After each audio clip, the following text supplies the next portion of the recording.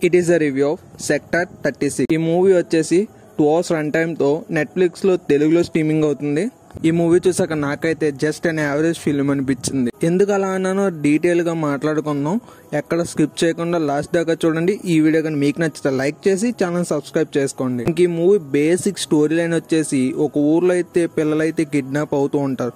ఆ కిడ్నాప్ చేస్తుంది ఎవరు, ఎందుకు చేస్తున్నారు అని మనం మూవీ చూసి తెలుసుకోవాలి. ఇంక ఈ మూవీ వచ్చేసి ఒక రియల్ స్టోరీ మీద తీసిన సినిమా అని చెప్పారు.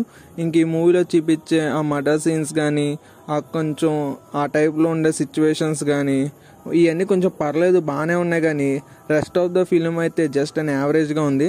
నాకైతే నచ్చలేదు. మాక్సిమం మూవీ లవర్స్కి అయితే ఈ మూవీ యావరేజ్గానే ఉంటుంది. ఎవరైతే ఎక్కువ థ్రిల్లర్ మూవీస్ని ఇష్టపడతారో వాళ్ళకి ఏమైనా నచ్చొచ్చేమో ఈ మూవీ. జనరల్ గా థ్రిల్లర్ స్టోరీస్ అంటే నెక్స్ట్ ఏం జరుగుతుంది, ఎవరెందుకు చేస్తున్నారు మర్డర్స్ అని ఒక క్యూరియాసిటీ పెంచుతూ ఎక్కడో లాస్ట్ లో విలన్ ని ఇంట్రడ్యూస్ చేస్తూ తినెందుకు మర్డర్ చేశాడు అని చూపించుతూ అనే స్టోరీతో మూవీని అయితే ఎండ్ చేస్తారు. కానీ ఈ మూవీ అయితే అంతలా ఏమీ లేదు. కానీ ఈ మూవీ జస్ట్ నార్మల్ గా ఈ ఏదో జరుగుతున్నట్టు జరుగుతుంది, కానీ ఏదో చూడాలనిపిస్తుంది. ఆ మర్డర్ సీన్స్ ఎలా జరుగుతాయి అన్న పాయింట్ తప్పించి నాకైతే ఈ మూవీలో ఏమీ లేదనిపించింది. ఇంకా ప్రస్తుతం ఇప్పుడు ఏ మూవీ చూడాలో తెలియకపోతే ఇంక ఈ మూవీని చూసేయండి. ఈ వీడియో కానీ మీకు నచ్చితే లైక్ చేసి ఛానల్ సబ్స్క్రైబ్ చేసుకోండి.